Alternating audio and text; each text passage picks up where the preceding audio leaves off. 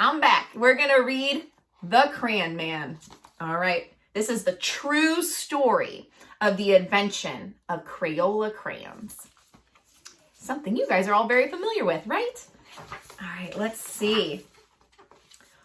Once there was a man who saw color everywhere. He noticed the yellow-orange petals of the black-eyed Susans in his garden. He marveled at the rich scarlet-red tones of the cardinal's feathers. He admired the deep blue-greens of the waves in the sea. Color made him really, really, really happy. But all day long at work, all he saw was black. Black dust, black tar, black smoke, black ink, black dye, black shoe polish.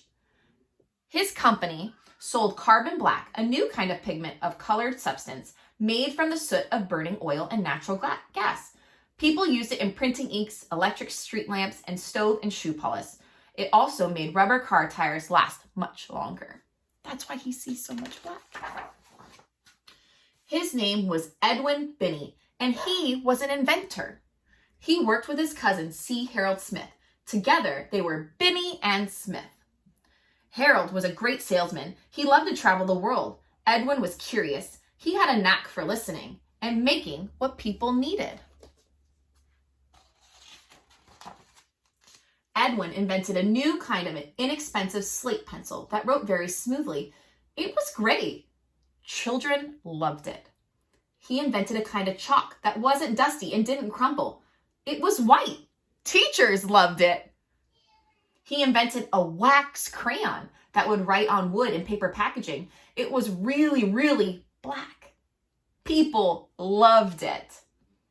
Paper was expensive in the 1800s, so children wrote with slate pencils or chalk on slates, which are small handheld blackboards. We have whiteboards now, but back when I was in school, there were things called chalkboards, and the teachers wrote with chalk. So when everyone, including Edwin's wife, Alice, told him that children needed better, cheaper crayons, he listened. They said, "The crayons we have are big, dull, and clumsy. The lumps of colored clay only make fat, chunky lines, and the artist crayons from Europe are far too expensive. They crumble and break easily. Some are even poisonous." Alice used to be a school teacher, so she knew what children needed. She encouraged Edwin to invent the crayons. Edwin thought about his company's inventions. When you drew a picture with their gray slate pencil, it rubbed off at the top of the hat. When you drew a picture with their white chalk, it smudged everywhere. If you drew a picture with Edwin's new really black crayon, it was, well, really black. None of these inventions was good enough for drawing in color. Oh, looks like he has an idea. So Edwin listened and Edwin invented. In a small stone mill in Pennsylvania, in a top secret lab, Edwin's team experimented. How could they make better, stronger crayons? Melted paraffin wax? Perhaps. The first colored crayons invented in Europe were made from a mixture of charcoal and oil, so they broke easily. To make stronger crayons, Edwin tried using wax instead. Now for the crayon's colors. Grinding up rocks and minerals into fine powders. Mixing, slate for gray, earth for yellow, red and brown perhaps. Oh yes, and lapis for blue. Pounding, sifting, and heating the colored powders. Would they be bright enough? Edwin's team kept on trying. They kept on experimenting. Ground up rocks and minerals made bright pigments for crayons. Red iron oxide for red, yellow iron oxide for yellow, varied shades of red iron oxide for brown, carbon black for black, and zinc oxide for white. Also, imported ultramarine made from lapis lazuli for blue. They came home covered in color. They're doing lots of experimenting, right? They experimented some more and discovered a pinch of this pigment, a sploosh of that one, a little hotter, a little cooler, and voila! Lots of different shades. Now there were greens, orange, violets, and pinks too. Edwin came home covered in color. To make orange, green, and violet, chemists blended various pigments and clays. Some minerals changed colors when heated. Plus, the length of time the mixtures were left to cool created different colors too. In a large tub at the mill, Edwin's team measured out the ingredients: melted wax, clay to thicken, something for texture, colored powders, each in just the right amount every time to make a top secret formula. Slowly, carefully, stirring by hand, they poured the special formula into thin, crayon-shaped molds. Smaller than any other inventors, just the right size for children's hands. The mixture cooled and hardened. Edwin watched and Edwin waited. Children might eat or chew the crayons and get sick, so Edwin's team experimented to find new, safe, non-toxic colors and materials. Finally, one summer evening in June 1903, Edwin came home covered in color and announced that he'd invented a new kind of colored crayon. But what should he call it? Alice had an idea. She said, let's mix the French word cry.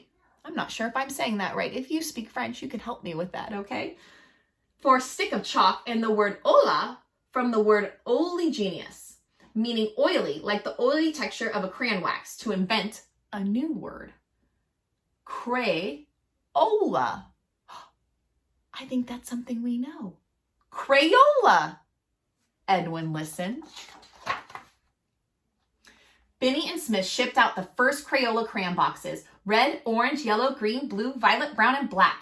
8 colored crayons for only 1 nickel. 1 nickel! Edwin waited. Would children like them? What do you guys think? I love crayons. Children did. Now they could draw a tiny green caterpillar on the big blue sky. Their drawings wouldn't smudge and they wouldn't rub out. They were bright and could last a long time. By the 1900s, inventors had figured out how to make cheaper paper from wood pulp, so children could now draw on paper instead of just slate. Excitement over the new colorful invention spread like wildfire. Admirers from far and wide flocked to marvel at Binney and Smith's inventions at the St. Louis World Fair. The company's dustless chalk even won a gold medal. Proudly, Edwin and Harold showed it off, especially on their new Crayola crayon boxes. You can see that medal right there. Every day, Edwin brought colorful bouquets from his garden to inspire the Crayola team. They made crayons in even more different shades and later asked children to help name some of them. To celebrate the 90th anniversary, Crayola held a color naming competition. The 6-year-old winner coined Tropical Rainforest. Other color names created by children included Robin's Egg Blue, Tickle Me Pink, and Macaroni and Cheese. At last, because of Edwin Binney, the man who saw color everywhere, who had a knack for listening and making what people needed, children all around the world could reach for just the right shade. Think of all the colors you guys can use. There's so many different colors. We can be so creative. Here's some pictures in the back. It shows you how the crayons are made. There's a factory you can visit. Not in California, unfortunately, but you can visit it and see how they're made. All right, guys, that's the end of that book. So remember, tomorrow I'm going to post the activity, and you guys are going to tell me which book you liked better. Which do you think should win? Players in Pigtails or Crayon Man? All right, can't wait to see what you think. Bye, guys.